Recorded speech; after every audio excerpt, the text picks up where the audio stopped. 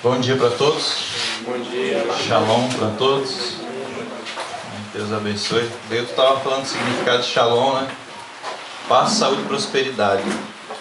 Quando você fala shalom para alguém, você está desejando isso. Pelo menos é para ser essa a intenção, né? Não é só a palavra em si, né? Mas a ideia é de paz, saúde e prosperidade. Então, quem não quer isso, né? Paz, saúde e prosperidade. Todo mundo quer. É importante. Hoje nós vamos dar uma caminhada em Romanos.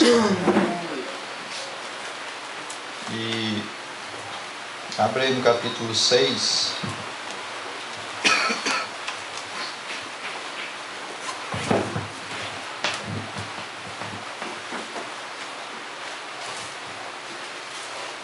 Aquele relógio ali não foi mudado ainda, né? Ainda não. Foi?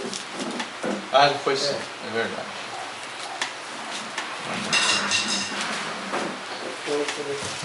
Isso. Romanos capítulo 6.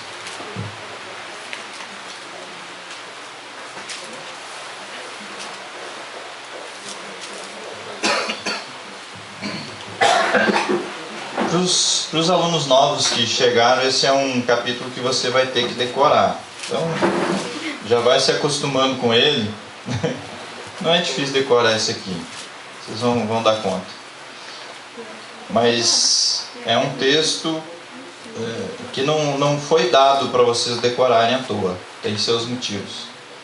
Então, eu acredito que é um texto muito importante e você precisa entender o que está se tratando aqui.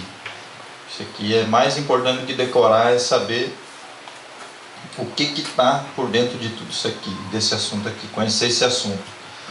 Então nós vamos ler o capítulo todo hoje, tá? É rapidinho para a gente ler, são 23 versículos, fácil de ler, fácil de decorar. Eu espero que seja fácil de escrever para vocês também. Vamos lá. Acompanhe a leitura aí. Que diremos, pois? Permaneceremos no pecado para que seja a graça mais abundante? De modo nenhum. Como viveremos ainda no pecado, nós os que para ele morremos? Ou, porventura, ignorais que todos nós que fomos batizados em Cristo Jesus, fomos batizados na sua morte? Fomos, pois, sepultados com ele na morte pelo batismo, para que, como Cristo foi ressuscitado dentre os mortos pela glória do Pai, assim também andemos nós em novidade de vida. Porque se fomos unidos com ele na semelhança da sua morte, certamente o seremos também na semelhança da sua ressurreição. Sabendo isto, que foi crucificado com ele o nosso velho homem, para que o corpo do pecado seja destruído e não sirvamos o pecado como escravos, porquanto quem morreu está justificado do pecado. Ora, se já morremos com Cristo, cremos que também com ele viveremos, sabedores de que, havendo Cristo ressuscitado dentre os mortos, já não morre, a morte já não tem domínio sobre ele. Pois quanto a ter morrido, de uma vez para sempre morreu para o pecado. Mas quanto a viver, vive para Deus. Assim também vós considerai-vos mortos para o pecado, mas vivos para Deus em Cristo Jesus. Não reine, portanto, o pecado em vosso corpo mortal, de maneira que obedeçais às suas paixões.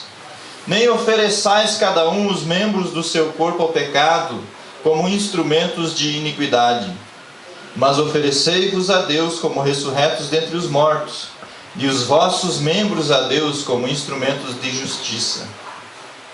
Porque o pecado não terá domínio sobre vós, pois não estáis debaixo da lei, e sim da graça. E daí? Havemos de pecar porque não estamos debaixo da lei, e sim da graça? De modo nenhum. Não sabeis que daquele a quem vos ofereceis como servos para a obediência, desse mesmo a quem obedeceis sois servos, seja do pecado para a morte, ou da obediência para a justiça? Mas graças a Deus, porque outrora, escravos do pecado, contudo viestes a obedecer de coração a forma de doutrina a que fostes entregues. Versículo 18. E uma vez libertados do pecado, fostes feitos servos da justiça. Falo como homem, por causa da fraqueza da vossa carne. Assim como oferecestes os vossos membros para a escravidão da impureza e da maldade para a maldade, assim oferecei agora os vossos membros para servirem à justiça, para a santificação. Porque quando éreis escravos do pecado, estáveis isentos em relação à justiça. Naquele tempo, que resultados colhestes? Somente as coisas de que agora vos envergonhais, porque o fim delas é morte. Agora, porém, libertados do pecado, transformados em servos de Deus, tendes o vosso fruto para a santificação e, por fim, a vida eterna. Porque o salário do pecado é a morte, mas o dom gratuito de Deus é a vida eterna em Cristo Jesus, nosso Senhor. Amém. Amém. Vamos orar. Senhor, em nome de Jesus, a Tua palavra foi lida nessa manhã. Deus, a Tua palavra é viva, eficaz, e ela tem condições, Deus, de entrar lá no mais fundo do nosso coração, da nossa alma, da nossa mente, do nosso entendimento, e ela tem condições de trabalhar lá no nosso interior, Deus. Faz isso por meio do Teu Espírito Santo nessa manhã, Deus. Faz isso nas nossas vidas, Deus, sem exceção. Trabalha, transforma, Deus. Exorta, corrige, dá força, crescimento, Deus, para cada pessoa aqui, em nome de Jesus. Que a Tua palavra venha frutificar na vida de cada um, amém, em nome de Jesus. Deus, sem exceção, Deus. Todos aqui são importantes para o Teu reino, Deus. Sem exceção. O sacrifício na cruz do Calvário foi por cada um de nós, sem exceção, Deus. Então o Senhor não olhou nacionalidade, o Senhor não olhou cor da pele, nada disso. O Senhor se entregou, Deus, por amor à nossa alma, Deus.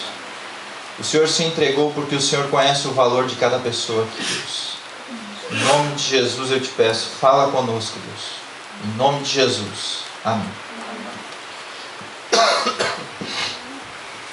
Eu particularmente eu gosto muito de falar de Romanos, principalmente esse capítulo 6. Tem vários motivos para isso. Porque eu ouvi muitas vezes o pastor Larry pregar sobre isso. E cada vez que ele falava sobre esse texto, ele trazia à luz muita coisa, muitas verdades.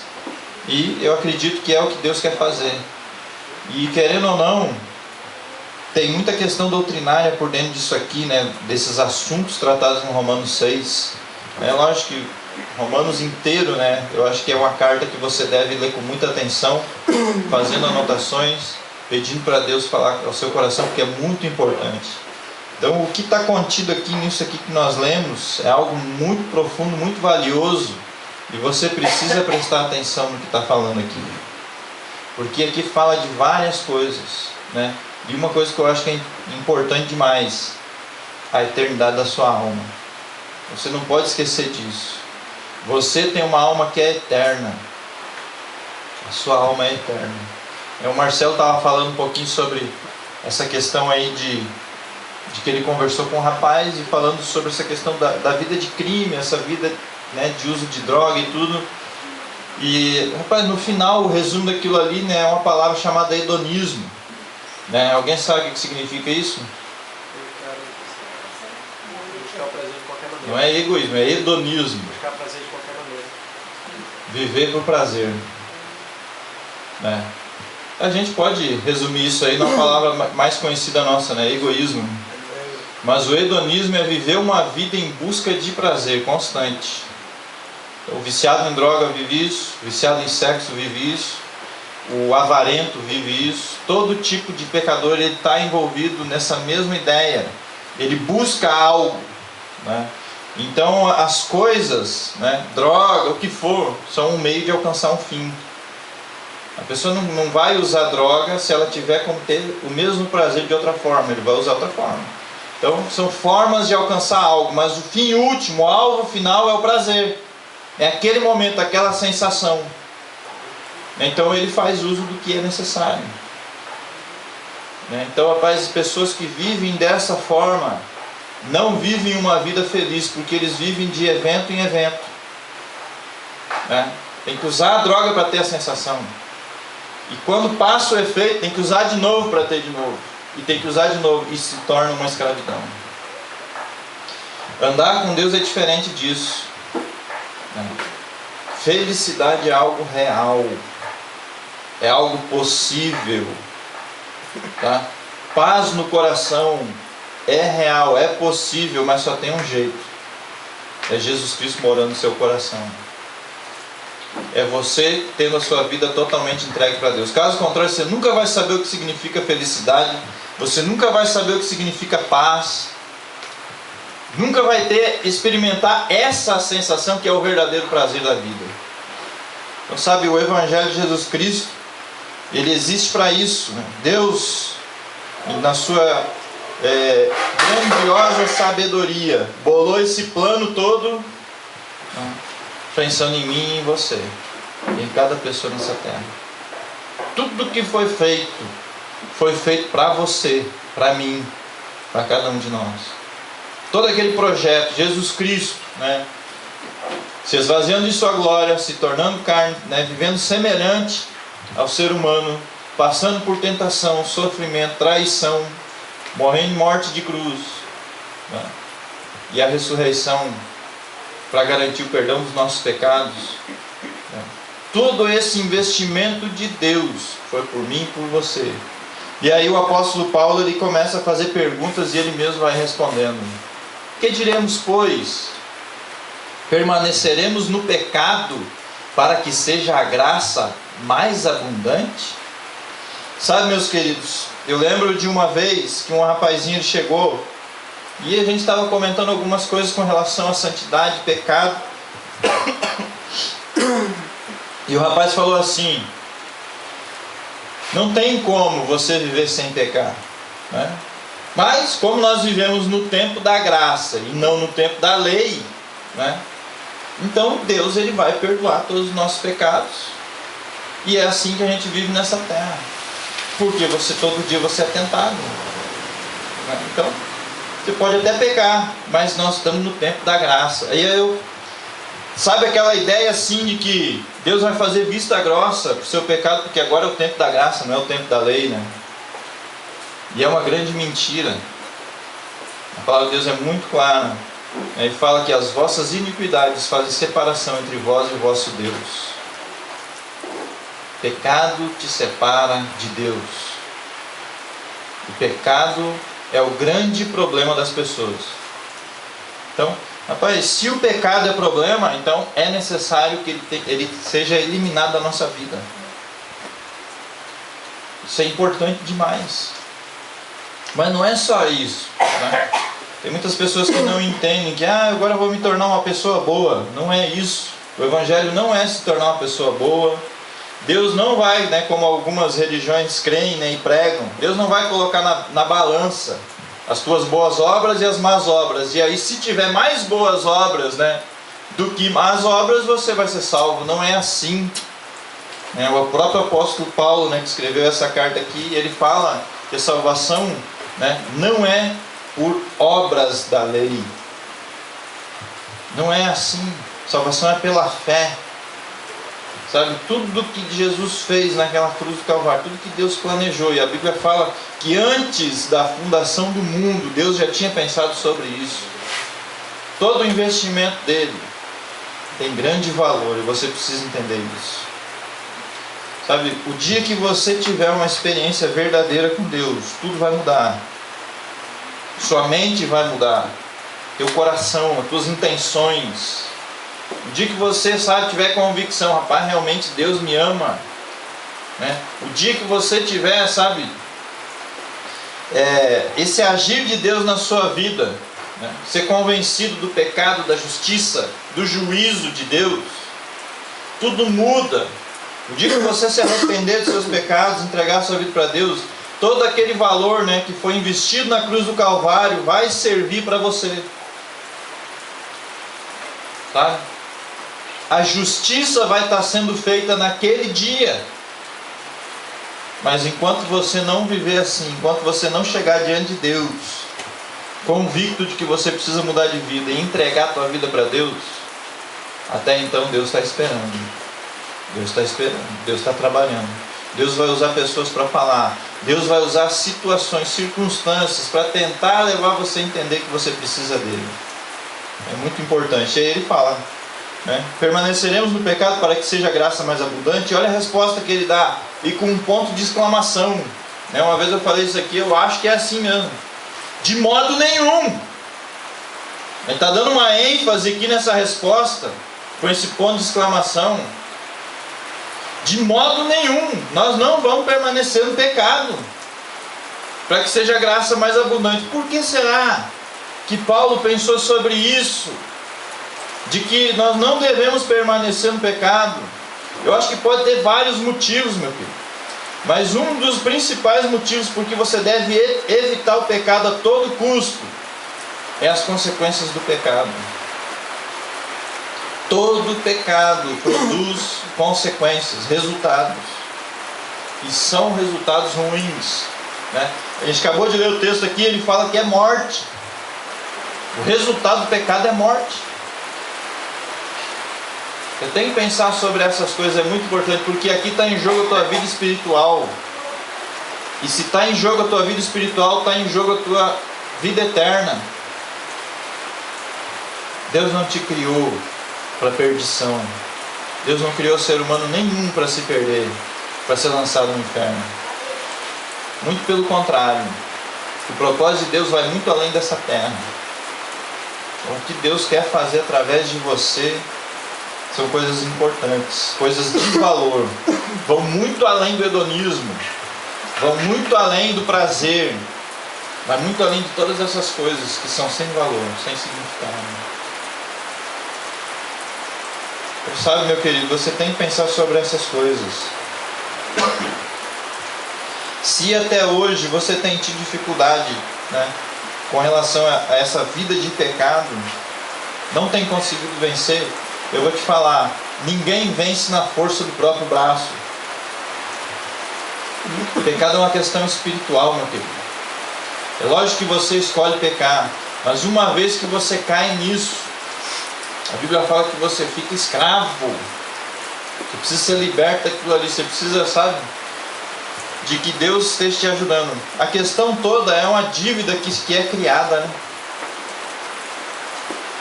A questão toda é essa. Sabe, quando você olha para esse versículo 16, você vai entender o que eu estou falando. Olha a pergunta que Paulo faz aqui. Não sabeis que daquele a quem vos ofereceis como servos para a obediência, você se oferecendo como servo para obedecer, se oferecendo para ser escravo, né? Olha o que ele fala.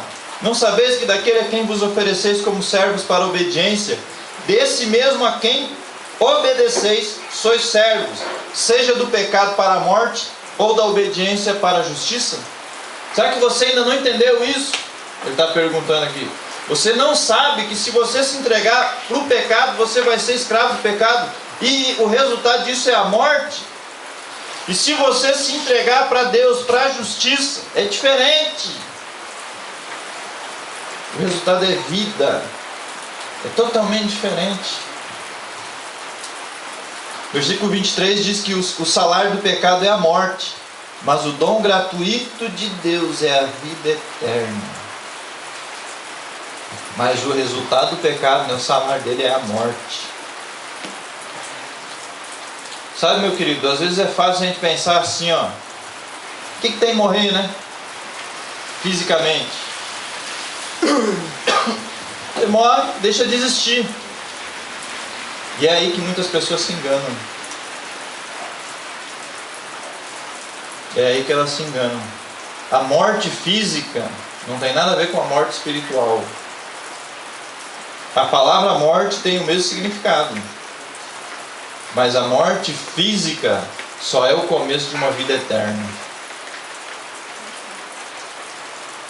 E esse é o grande problema. Então, quando se fala da palavra morte, nós temos que pensar sobre isso. Morte tem o significado de separação. A palavra morte significa isso. Então quando você morre fisicamente, né, o que acontece? Há uma separação entre essa carcaça, a carne, né, seu corpo, do seu espírito, da sua alma. Então existe uma separação, essa é a morte. Então uma vez que a alma saiu, não tem como o corpo permanecer vivo, porque a vida está na alma, está no espírito. Então há uma separação, é isso que significa a palavra morte. Morte física. E morte espiritual também significa separação. Só que é uma separação eterna, o que a gente chama de inferno. É você separado de Deus por toda a eternidade. Agora já não se trata mais do corpo físico. Agora se trata da alma, do espírito, que é algo que não tem fim. Então você vê, sabe, gente vivendo uma vida louca aí pensando, o que tem? Tem muito. Tem muito. Porque morrer aqui nessa terra é muito fácil, mas a morte eterna é terrível. Terrível. Você tem que pensar sobre essas coisas, sabe? Abandonar todo tipo de pecado. Paulo ele vai falando sobre isso. Olha o versículo 2: de modo nenhum. Não tem como você permanecer no pecado para que seja graça mais abundante, né? De modo nenhum. E olha o que ele fala: como viveremos ainda no pecado nós os que para ele morremos? Você tem que morrer no pecado, sabe? Talvez você está em dúvida, né? Eu acredito que, né, nós estamos no início do ano, então muita gente chegou agora, muita gente tem um certo conhecimento do Evangelho, muita gente não conhece nada, né? Está começando a engatinhar nessa coisa. Eu não sei até onde você entende essa coisa do pecado, da santidade, da tentação, mas eu quero te deixar claro uma coisa: tentação não é pecado. Não é e nunca foi. A tentação é uma sugestão de pecado, mas em si a tentação não é pecado. Só que a tentação pode te levar a pecar, e é por isso que nós devemos resistir à tentação. E é por isso que antes, né, da tentação produzir algo na sua mente, no seu coração, você precisa se livrar disso. É muito importante, né? Então tem gente que acha que ser tentado já é pecado, mas não é, né? Vamos abrir lá em 1 João, você vai ver o que significa pecado.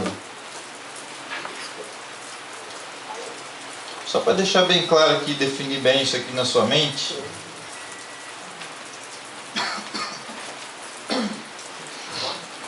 1 João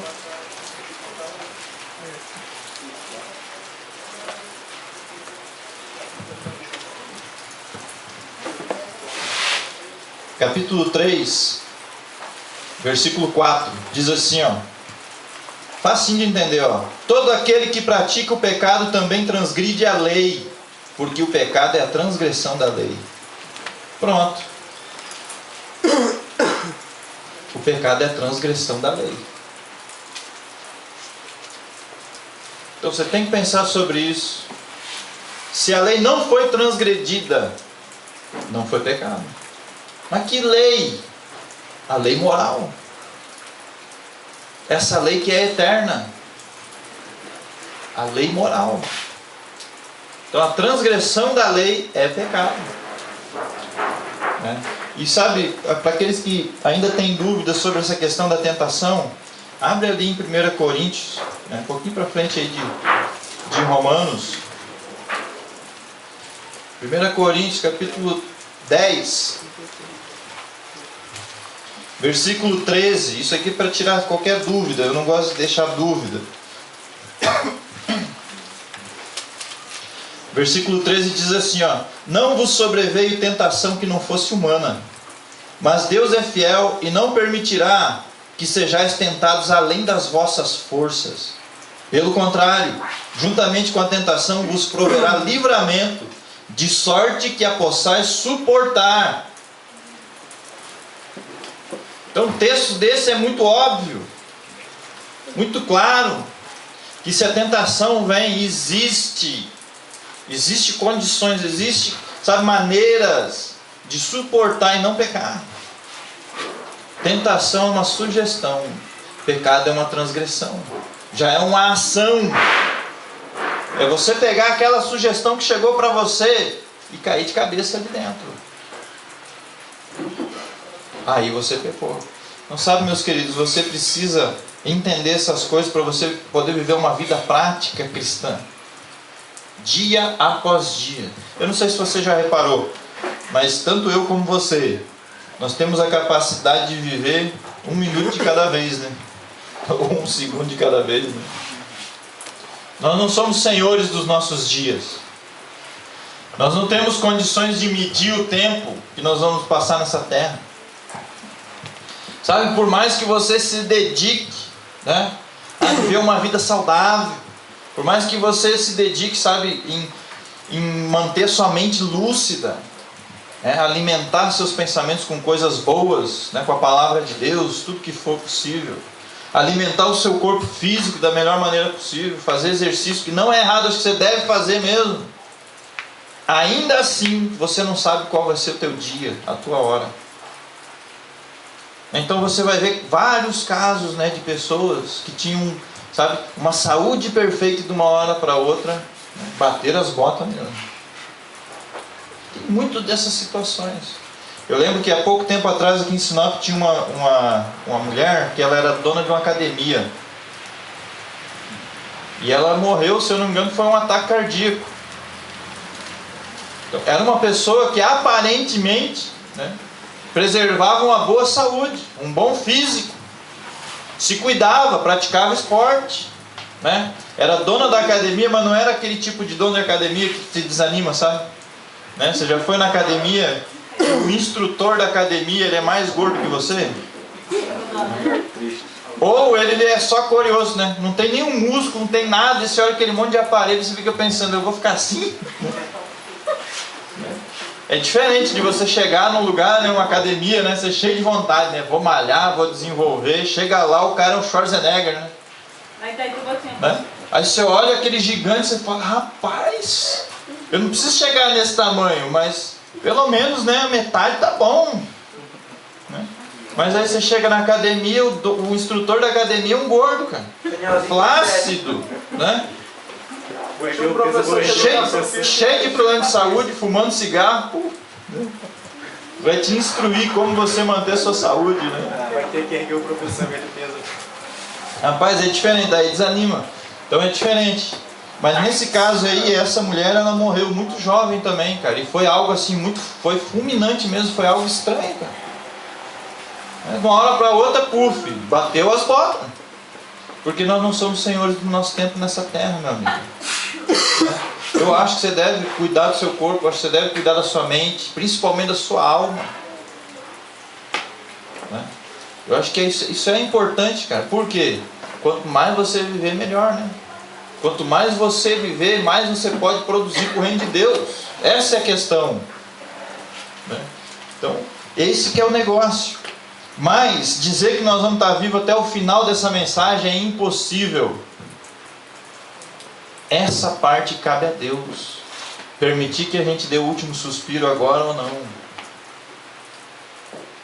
Então, pensando sobre essas coisas, meu querido, nós devemos viver 1 minuto de cada vez, de preferência dedicado a Deus. De preferência isso. Infelizmente, a maioria de nós acostumou com os prazeres dessa terra. E é isso que tem te tentado.